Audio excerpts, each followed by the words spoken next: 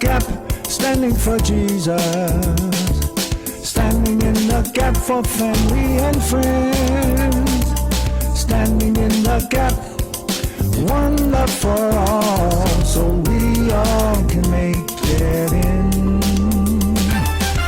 One thing we want to do is keep you up to date on the current events that are going on in the world, because they really affect us in our lives and how we feel, and the things that we think are right, things we think are wrong, and all that. And if we're not understanding spiritual warfare and what God is telling us in Micah 6:8, then we can go astray.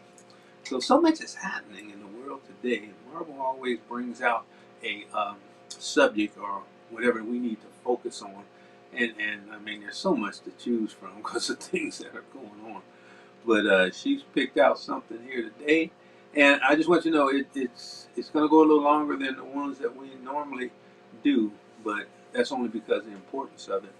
And so I'm going to turn this over to Marvel. Marvel, what do you have for us? Well, we're in the beginning of 2024. This is an election year. And there's been a whole lot of stuff, lots and lots of things going on and discussion and people saying this and saying that. And I had an opportunity to see our president, Joe Biden, put his platform out there. I want to share that with you all.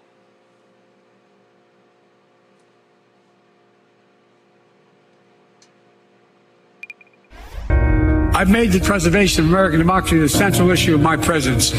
I believe in free and fair elections and the right to vote fairly and have your vote counted. There's something dangerous happening in America. There's an extremist movement that does not share the basic beliefs in our democracy. All of us are being asked right now, what will we do to maintain our democracy? History's watching. The world is watching. And most important, our children and grandchildren will hold us responsible. The Vice President and I have supported voting rights since day one of this administration, and I ask every American to join me in this cause. America is still a place of possibilities where the power resides with we, the people. That's our soul. We are the United States of America. There is nothing beyond our capacity when we act together. I'm Joe Biden, and I approve this message.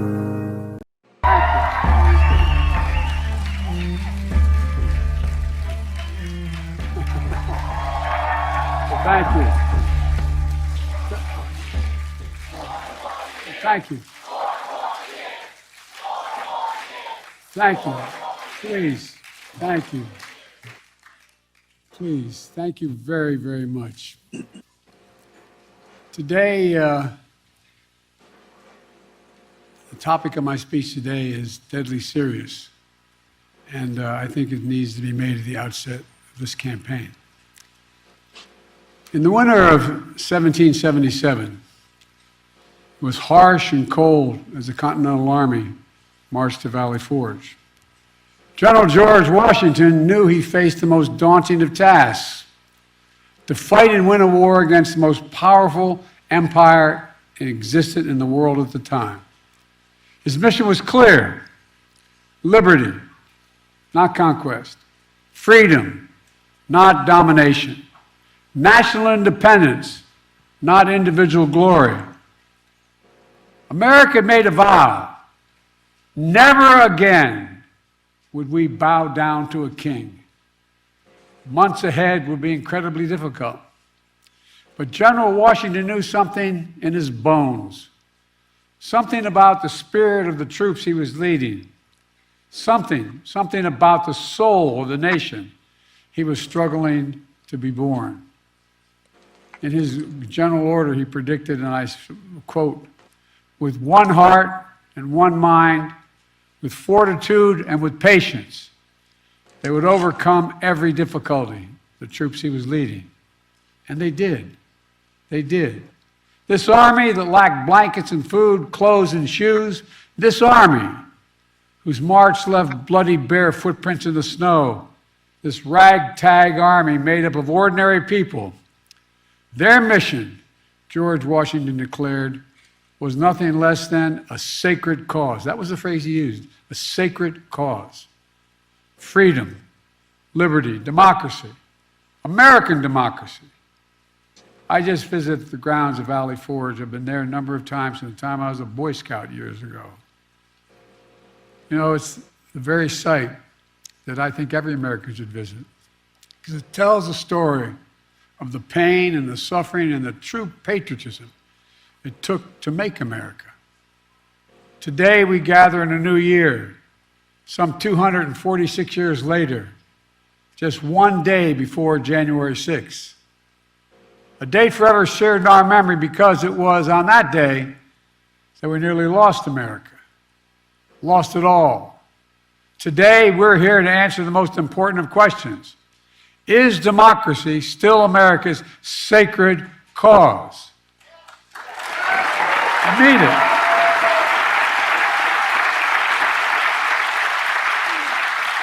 This is not rhetorical, academic, or hypothetical. Whether democracy is still America's sacred cause is the most urgent question of our time. And it's what the 2024 election is all about. The choice is clear. Donald Trump's campaign is about him, not America, not you.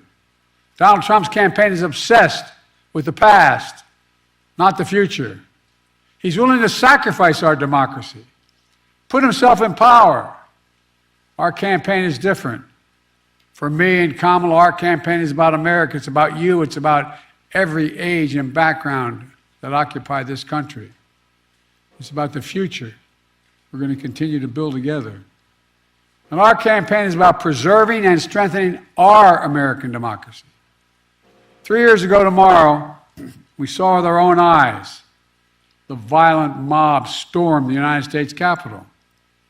It was almost in disbelief as you first turned on the television. For the first time in our history, insurrectionists had come to stop the peaceful transfer of power in America. First time. Smashing windows, shattering doors, attacking the police. Outside, gallows were erected as the MAGA crowd chanted, "Hang Mike Pence." Inside, they hunted for Speaker Pelosi. The House was chanting as they marched through and smashed windows, "Where's Nancy?" Over 140 police officers were injured. Jill and I attended the funeral of police officers who died as a result of the events of that day. Because of Donald Trump's lies, they died because these lies brought a mob to Washington. He promised it would be wild, and it was. He told the crowd to fight like hell, and all hell was unleashed. He promised he would right them, everything they did. He would be side by side with them. Then, as usual, he left the dirty work to others. He retreated to the White House. As America was attacked from within, Donald Trump watched on TV in a private small dining room off the Oval Office. The entire nation watched in horror. The whole world watched in disbelief. And Trump did nothing. Members of his staff, members of his family, Republican leaders who were under attack at that very moment pled with him. Act. Call off the mob. Imagine had he gone out and said, "Stop." And still, Trump did nothing.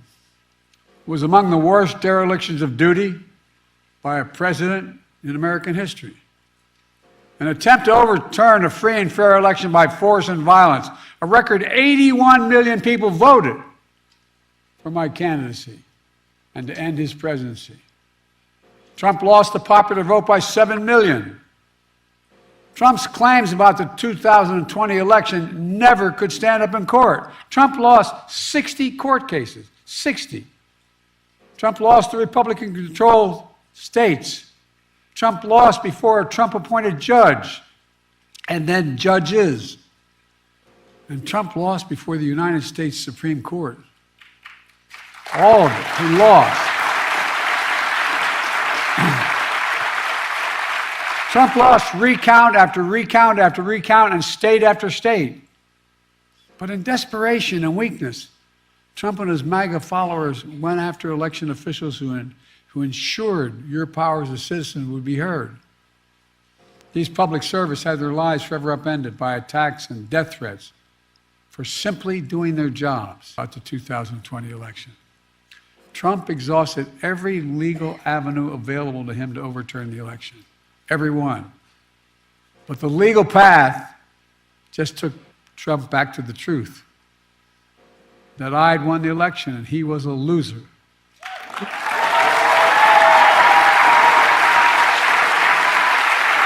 Well,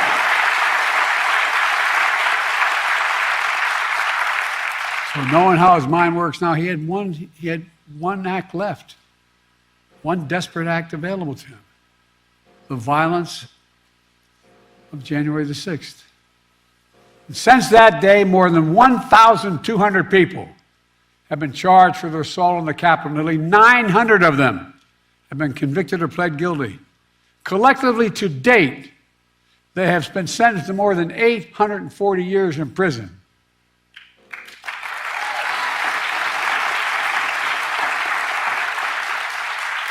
What's Trump done? Instead of calling them criminals, he's called these insurrectionists patriots. They're patriots. And he promised to pardon them if he returns to office. In trying to rewrite the facts of January 6th, Trump is trying to steal history the same way he tried to steal the election. But we knew the truth because we saw it with our own eyes. This wasn't like a story being told. It was on television repeatedly. We saw it with our own eyes. Trump's mob wasn't a peaceful protest.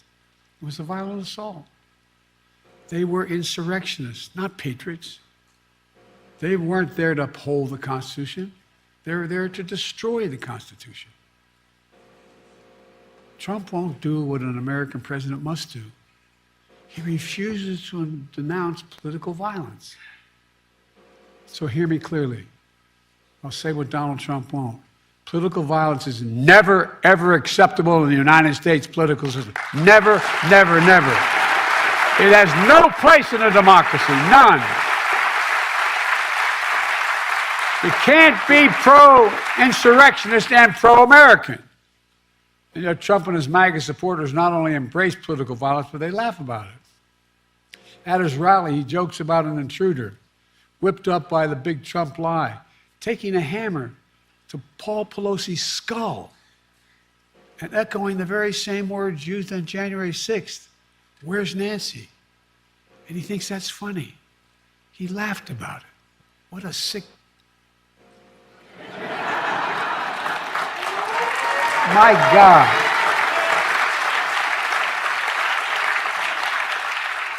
I think it's despicable, seriously. Not just for a president, for any person to say that. But to say it to the whole world listening. When I was overseas, anyway. Trump's assault on democracy isn't just part of his past. It's what he's promising for the future. He's being straightforward. He's not hiding the ball. His first rally for the 2024 campaign opened with a choir of January 6th insurrectionists singing from prison on a cell phone, while images of the January 6th riot played on a big screen behind him at his rally. Can you believe that? Trump's not concerned about your future, I promise you. Trump is now promising a full-scale campaign of revenge and retribution, his words, for some years to come. They were his words, not mine. He went on to say he'd be a dictator on day one. I mean, if I were writing a book of fiction, I said an American president said that, and not in jest. He called, and I quote, the termination, quote, this is a quote, the termination of all the rules, regulations, and articles, even those found in the U.S. Constitution, should be terminated if it fits his will. It's really kind of hard to believe. Even found in the Constitution? Who called, when he visited cemeteries, called dead soldiers suckers. and losers. Remember that?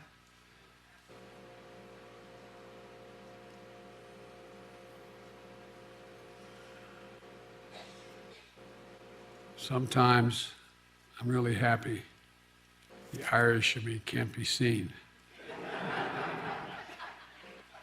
It was right around the time I was at Bo's grave, Tommy. How dare he? Who in God's name does he think he is? With former aides, Trump plans to invoke the Insurrection Act, which would allow him to deploy, which is not allowed to do in ordinary circumstances, allow him to deploy U.S. military forces on the streets of America. He said it. He calls those who oppose him vermin.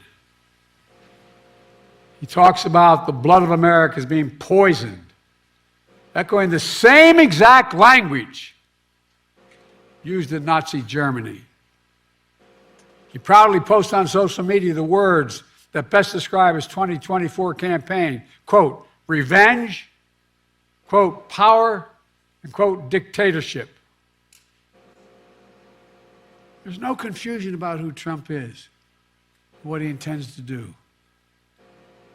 I placed my hand on our family Bible, and I swore an oath on the very same steps of the Capitol, just 14 days after the attack on January the 6th.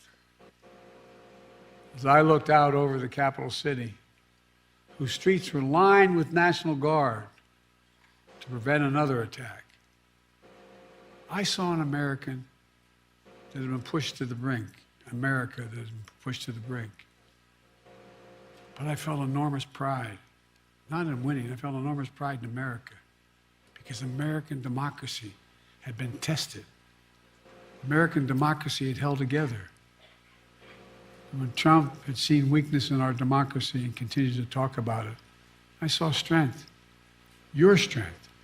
It's not hyperbole, your strength, your integrity, American strength and integrity. Ordinary citizens, state election officials, the American judicial system had put the Constitution first, and sometimes at their peril. At their peril. Because of them, because of you, the will of the people prevailed. Not the anger of the mob or the appetites of one man. When the attack on January 6th happened, there was no doubt about the truth. At the time, even Republican members of Congress and Fox News commentators publicly and privately condemned the attack. As one Republican senator said, Trump's behavior was embarrassing and humiliating for the country. But now that same senator and those same people have changed their tune. It's time.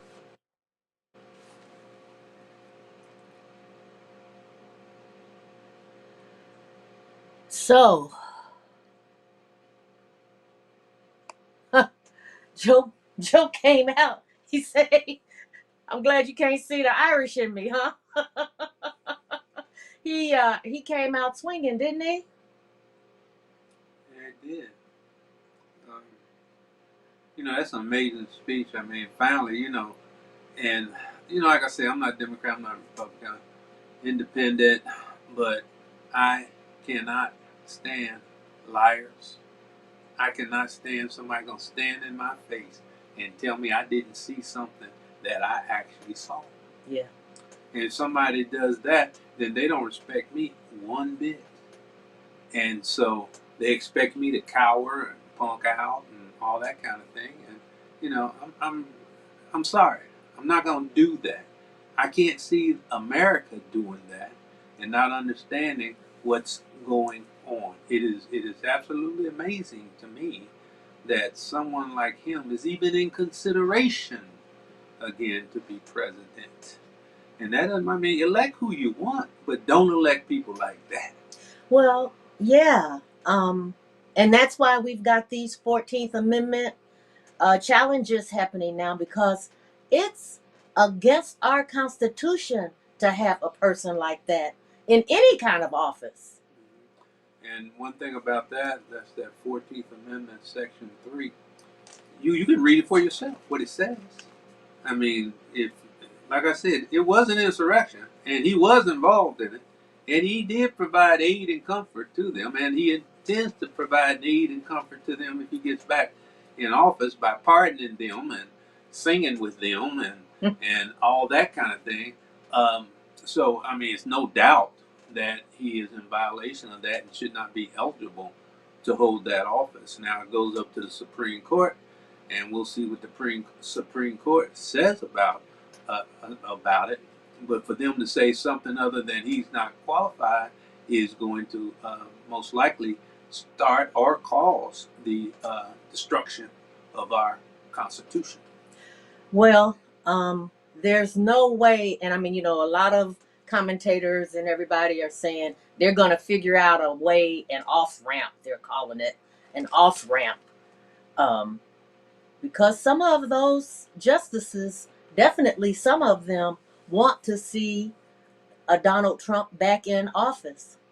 But they just, I can't imagine that they would say that an insurrectionist who has been adjudicated an insurrectionist has a right to hold any office in this country.